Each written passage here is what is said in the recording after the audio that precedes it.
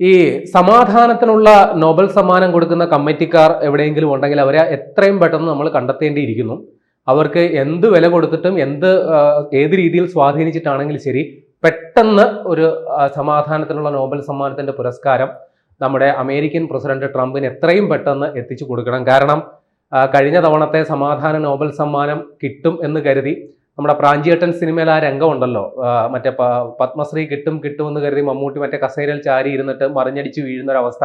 അതേ അവസ്ഥയിലായിരുന്നു ട്രംപ്. തനിക്കുള്ള സമാധാനത്തിനുള്ള നോബൽ സമ്മാനം കിട്ടും എന്നുള്ള പ്രതീക്ഷയിൽ ഇരുന്ന ട്രംപിന് ഞെട്ടിച്ചുകൊണ്ടാണ് ആ സമ്മാനം വെനസ്വേലയുടെ പ്രതിപക്ഷ നേതാവിന് പോയത്. ജസ്റ്റ് മിസ്സായിരുന്നു. പക്ഷെ കുഴപ്പമില്ല, കുറച്ച് കഴിഞ്ഞ് വെനസ്വേലയിൽ അവിടുത്തെ പ്രസിഡന്റ് നിക്കോളാസ് മദുരോയെ പൂട്ടിക്കെട്ടി ട്രംപിന് കൊണ്ടുവന്നപ്പോൾ അതിനുള്ള സന്തോഷ സൂചനാർത്ഥം ആ വെനസ്വേലൻ പ്രതിപക്ഷ നേതാവ് തനിക്ക് കിട്ടിയ നോബൽ സമ്മാനം കൊണ്ടുവന്ന് ട്രംപിന് കാഴ്ചവെച്ച കഥയൊക്കെ നമ്മൾ കേട്ടു.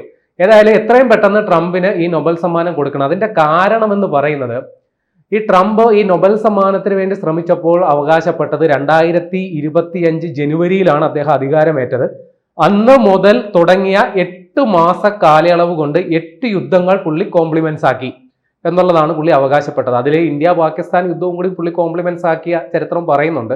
അപ്പോൾ അത് ഇന്ത്യ ഒരു കാരണത്താലും അംഗീകരിക്കുന്നില്ല. ഇന്ത്യ അതില് ട്രംപിന്റെ അവകാശവാദം ചൂടോടെ വെട്ടിക്കളയുകയും ചെയ്തിരുന്നു. അതിന്റെ പ്രതികാര ബുദ്ധിയിലാണ് ഇന്ത്യക്കെതിരെ വ്യാപാര യുദ്ധം അടക്കം പ്രഖ്യാപിച്ച് ഇന്ത്യയെ ഒന്ന് ബുദ്ധിമുട്ടിക്കാൻ ട്രംപ് ശ്രമിച്ചത് എന്നുള്ളത് നമുക്കറിയാവുന്ന ഒരു കഥയും ചരിത്രവുമാണ്. അപ്പൊ ഇതേ കാരണം കൊണ്ട് തന്നെ ഈ നൊബേൽ സമ്മാനം തനിക്ക് കിട്ടിയില്ല എന്ന മോഹഭംഗത്തിൽ പിന്നെ ട്രംപ് ചെയ്ത പരിപാടി എന്താണെന്നോ, ഈ ഐക്യരാഷ്ട്രസഭ നമുക്കറിയാമല്ലോ. ഐക്യരാഷ്ട്രസഭ എന്ന് പറയുന്നത് ലോകത്തെ യുദ്ധവിരുദ്ധ പ്രവർത്തനങ്ങൾക്ക് നേതൃത്വം കൊടുക്കുന്ന ഒരു കൂട്ടായ്മയാണ്. അല്ലെങ്കിൽ ലോകത്ത് യുദ്ധം ഉണ്ടാകരുത്, സമാധാനം പുലരണം എന്ന് കരുതി പ്രവർത്തിക്കുന്ന ഒരു കൂട്ടായ്മയാണ്. ആ ഐക്യരാഷ്ട്രസഭ അത് വെറും ഒരു കടലാസ് സംഘടനയാണ്. അതിന് എവിടെയെങ്കിലും ദുരിതാശ്വാസ പ്രവർത്തനങ്ങൾ നടത്താനോ ഭക്ഷണ വിതരണം ചെയ്യാനോ പ്രമേയം പാസാക്കി വെറുതെ കുത്തിയിരിക്കാനോ മാത്രം ശേഷിയുള്ള ഒരു നിർഗുണ സംഘടനയാണ് ഐക്യരാഷ്ട്രസഭ. അതുകൊണ്ട് അതിന് സമാന്തരമായിട്ട് ഇതാ ട്രംപിന്റെ കീഴിൽ പുതിയൊരു പ്രസ്ഥാനം തുടങ്ങുന്നു. അതിന്റെ പേരാണ് ബോർഡ് ഓഫ് പീസ്, അതായത് സമാധാനത്തിന് വേണ്ടിയിട്ടുള്ള ഒരു കൂട്ടായ്മ. അപ്പൊ ഈ ബോർഡ് ഓഫ് പീസ് നമുക്കറിയാം, ഈ ഐക്യരാഷ്ട്രസഭയുടെ രക്ഷാസമിതി എന്ന് പറയുന്ന ഒരു സംഗതിയുണ്ട്. അപ്പൊ ഐക്യരാഷ്ട്രസഭ രക്ഷാസമിതിയാണ് ഈ ലോകത്തെ എവിടെയെങ്കിലും ഒരു സൈനിക അട്ടിമറി നടന്നിട്ടുണ്ടെങ്കിൽ അവിടെ സമാധാനം പുനഃസ്ഥാപിക്കാനോ അല്ലെങ്കിൽ അവിടെ സൈനികമായി ഇടപെടാൻ പോലും ഐക്യരാഷ്ട്രസഭ, അതായത് ഈ സമാധാന സേന എന്നൊക്കെ ദൗത്യസേന എന്നൊക്കെ നമ്മൾ പറയുമല്ലോ, അതിനെയൊക്കെ വിന്യസിക്കുക തീരുമാനമെടുക്കുന്നവരാണ്. അപ്പൊ അതിനെയൊക്കെ ബൈപ്പാസ് ചെയ്തുകൊണ്ട്, അതിനെയൊക്കെ സൈഡ് ലൈൻ ചെയ്തുകൊണ്ട് അമേരിക്കൻ പ്രസിഡന്റ് ട്രംപ് നേതൃത്വം നൽകുന്ന ഒരു കൂട്ടായ്മ എന്ന നിലയിലാണ് ബോർഡ് ഓഫ് പീസ് പ്രഖ്യാപിക്കപ്പെട്ടത്. അപ്പൊ ഈ ബോർഡ് ഓഫ് പീസിന്റെ ആദ്യത്തെ അധ്യക്ഷൻ ട്രംപാണ്, ആജീവനാന്ത അധ്യക്ഷനും ട്രംപാണ്. അതായത് ട്രംപ് അമേരിക്കൻ പ്രസിഡന്റ് പദവിയിൽ നിന്ന് ഇറങ്ങിയാലും ഈ ബോർഡ് ഓഫ് പീസിന്റെ അധ്യക്ഷ പദവിയിൽ അദ്ദേഹം തന്നെ ഉണ്ടാകും. അദ്ദേഹം മരിക്കുന്നത് വരെ ഉണ്ടാകും. മരിച്ചതിന് ശേഷം ചിലപ്പോൾ അദ്ദേഹത്തിന്റെ ഭാര്യയായിരിക്കും, അതിനുശേഷം അദ്ദേഹത്തിന്റെ മകനോ മരുമകനോ ആ കസേരയിൽ കയറിയിരുന്നിരിക്കും. അത് ആ രീതിയിലാണ് അതിനെ ഡിസൈൻ ചെയ്തിരിക്കുന്നത്. അപ്പൊ പല രാജ്യങ്ങളും ഈ ബോർഡ് ഓഫ് പീസിൽ, അതായത് അമേരിക്കയുടെയും ട്രംപിന്റെയും ഔദാര്യം പറ്റുന്ന ആജ്ഞാനുവർത്തികളായ പല രാജ്യങ്ങളും, പാകിസ്ഥാൻ അടക്കം, പാകിസ്ഥാന് അവിടെ നിത്യവൃത്തിക്ക് കാശില്ലെങ്കിൽ പോലും ബോർഡ് ഓഫ് പീസിൽ അംഗത്വം എടുക്കാനായിട്ട് ശതകോടികൾ മെമ്പർഷിപ്പ് ഫീസ് കൊടുത്ത് പാകിസ്ഥാൻ പോലും ഈ ബോർഡ് ഓഫ് പീസിൽ, അത് ട്രംപിനെ സന്തോഷിപ്പിക്കാൻ വേണ്ടി മാത്രമാണ്, അതിന് അവർക്ക് ചില സ്വാർത്ഥ ലക്ഷ്യങ്ങളുമുണ്ട്. അത്തരം അംഗത്വം എടുത്ത ബോർഡ് ഓഫ് പീസ് കഴിഞ്ഞ ഫെബ്രുവരി 19 അതിന്റെ ആദ്യ സമ്മേളനം വിളിച്ചു ചേർത്തത്. ഫെബ്രുവരി 19 ബോർഡ് ഓഫ് പീസിന്റെ ആദ്യ സമ്മേളനം വിളിച്ചു ചേർത്തിട്ട് ട്രംപ് നടത്തിയ പ്രഖ്യാപനമാണ് ഏറ്റവും കോമഡി. കാരണം സമാധാന കൂട്ടായ്മ എന്ന് പറഞ്ഞ് രൂപീകരിച്ച ബോർഡ് ഓഫ് പീസിൽ അദ്ദേഹം മറ്റേ ഗ്രീൻലാൻഡ് അറിയാമല്ലോ, നമ്മുടെ ഡെൻമാർക്കിന്റെ കീഴിലുള്ള അല്ലെങ്കിൽ അവരുടെ ആധിപത്യം സ്ഥാപിച്ചിരിക്കുന്ന ഗ്രീൻലാൻഡ് പിടിച്ചെടുക്കുന്നതിനെ കുറിച്ച് അദ്ദേഹം സംസാരിക്കുന്നു. അത് കഴിഞ്ഞാൽ പിന്നെ അടുത്ത പരിപാടി ക്യൂബ ആക്രമിച്ച് കീഴടക്കും. ഇതിന്റെ ഇടയിൽ നമ്മുടെ വെനസ്വേലൻ പ്രസിഡന്റ് നിക്കോളാസ് മദുരോയെ പിടിച്ചെടുത്തുകൊണ്ട് പോയി.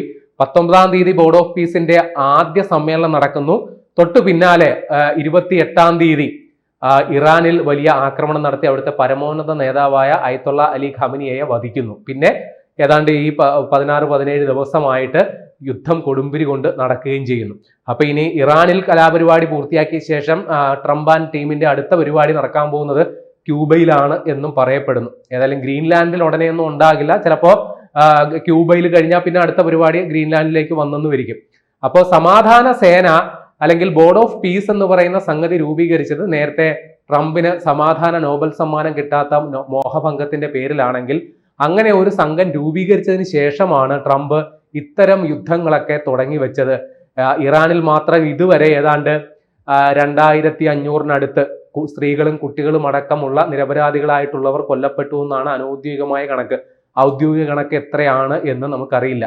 അപ്പോൾ സമാധാനത്തിന്റെ അപ്പോസ്തലനായിട്ട് സ്വയം അവരോധിക്കാനായിട്ട് വന്ന ട്രംപ് ഇപ്പോൾ ചെയ്തുകൊണ്ടിരിക്കുന്ന വാസ്തവത്തിൽ നിരപരാധികളായ പിഞ്ചു കുഞ്ഞുങ്ങളെ അടക്കം സ്ത്രീകളെ അടക്കം കൊന്നു തള്ളുന്ന പരിപാടിയാണ് ഇപ്പോൾ സ്വീകരിക്കുന്നത്. അപ്പോൾ സ്വയം ഒരു സമാധാന കൂട്ടായ്മയുടെ അധ്യക്ഷന്റെ പദവിയിൽ ഇരിക്കുക, അതേപോലെ അതിന്റെ ഉദ്ദേശ ലക്ഷ്യങ്ങൾക്ക് ഘടകവിരുദ്ധമായ പ്രവർത്തനങ്ങൾ ഏർപ്പാടാക്കുക എന്നുള്ള പരിപാടി ട്രംപ് ഇങ്ങനെ ചെയ്തുകൊണ്ടിരിക്കുമ്പോൾ നമുക്ക് ആവർത്തിച്ചാവശ്യപ്പെടേണ്ടി വരും. കാര്യം ഈ സമാധാനത്തിനുള്ള നോബൽ സമ്മാനം ഒരുപക്ഷെ അദ്ദേഹത്തിന് കഴിഞ്ഞ വർഷം തന്നെ കിട്ടിയിരുന്നെങ്കിൽ അതുകൊണ്ട് അദ്ദേഹം അടങ്ങിയിരുന്നേനെ. ഇനി 2026-ൽ, കാരണം നേരത്തെ വന്ന റിപ്പോർട്ടുകൾ പ്രകാരം അദ്ദേഹം മറ്റേ ഇന്ത്യ പാകിസ്ഥാൻ യുദ്ധമടക്കം കോംപ്ലിമെന്റ്സ് ആക്കിയതിന്റെ ക്രെഡിറ്റ് അത് കണക്കാക്കപ്പെടുന്ന 2026-ലെ അവലോകനത്തിലായിരിക്കും. അതുകൊണ്ട് 2026-ലെ സമാധാന നോബൽ സമ്മാന പട്ടികയിൽ അദ്ദേഹം ഉണ്ടായേക്കും എന്നൊക്കെ ചില സൂചനകൾ വന്നിരുന്നു. പക്ഷേ ഇനിയിപ്പോ അതിനും നേരത്തെ ഉണ്ടായിരുന്നതിനേക്കാൾ തീവ്രമായ വിമർശനം ഉണ്ടാകാൻ തന്നെയാണ് സാധ്യത. കാരണം അദ്ദേഹം അതിനുശേഷം നടത്തിയ യുദ്ധങ്ങൾ, വെനസ്വേലയിൽ യുദ്ധം നടത്തി, ഇറാനിൽ യുദ്ധം നടത്തി, ഗ്രീൻലാൻഡിനെതിരെ ഭീഷണി മുഴക്കുന്നു, ക്യൂബയ്ക്കെതിരെ ഭീഷണി മുഴക്കുന്നു. പിന്നെ ഈ പറയുന്നത് പോലെ ഉക്രൈൻ റഷ്യ സംഘർഷം ഇപ്പോഴും തുടർന്നുകൊണ്ടിരിക്കുന്നു. അവിടെ ഉക്രൈന്റെ സ്പോൺസറായിട്ട് അല്ലെങ്കിൽ ഉക്രൈന് വേണ്ട ആയുധങ്ങൾ എത്തിച്ചു കൊടുക്കുന്നത് അമേരിക്കയാണ്.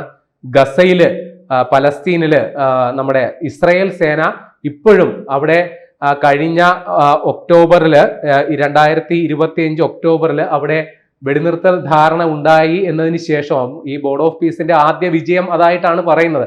ഇപ്പോഴും അവിടെ ഏറ്റുമുട്ടൽ നിർബാധം തുടരുകയാണ്. ഇപ്പോഴും അവിടെ പിഞ്ചു കുഞ്ഞുങ്ങളും സ്ത്രീകളും അടക്കമുള്ളവർ കൊല്ലപ്പെടുന്നു.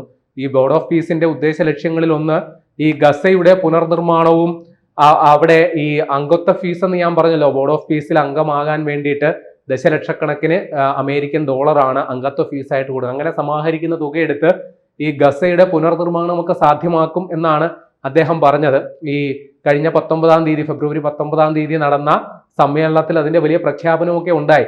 ഇനി ഈ ബോർഡ് ഓഫ് പീസിന്റെ അടുത്ത യോഗം ഇനി എന്നാണ് നടക്കുന്നത് എന്ന് പോലും നമുക്ക് ഒരു തിട്ടവുമില്ല. ബോർഡ് ഓഫ് പീസ് എന്ന ആ ആശയം തന്നെ അപ്രസക്തമായി നിൽക്കുന്ന ഒരു അവസ്ഥയിലോട്ടാണ് ഇപ്പോൾ കാര്യങ്ങൾ പോകുന്നത്. ഏതായാലും ട്രംപിന് നല്ല ബുദ്ധി തോന്നട്ടെ എന്നാണ് നമുക്കിപ്പോൾ പ്രാർത്ഥിക്കാനുള്ളത്. കാരണം അദ്ദേഹത്തിന്റെ ആ നിരാശാബോധത്തിൽ നിന്ന്, ആ മോഹഭംഗത്തിൽ നിന്ന് എത്രയും പെട്ടെന്ന് മുക്തനാകട്ടെ. അങ്ങനെയെങ്കിലും ലോകത്ത് സ്വസ്ഥതയും സമാധാനവും ഉണ്ടാകട്ടെ. നോബൽ സമ്മാനം കിട്ടിയില്ലെങ്കിൽ പോലും സാരമില്ല, അദ്ദേഹത്തിന് നല്ല ബുദ്ധി തോന്നിയിട്ട് ഈ പറയുന്ന കലാപങ്ങളും യുദ്ധങ്ങളും എത്രയും പെട്ടെന്ന് അവസാനിപ്പിക്കട്ടെ എന്നാണ് നമുക്കുള്ള ഒരു പ്രാർത്ഥന. കൂടുതൽ വാർത്തകളും വിശേഷങ്ങളും നിങ്ങളിലേക്ക് എത്താൻ ABC മലയാളം സബ്സ്ക്രൈബ് ചെയ്യുക, ബെൽ ബട്ടണും അമർത്തുക.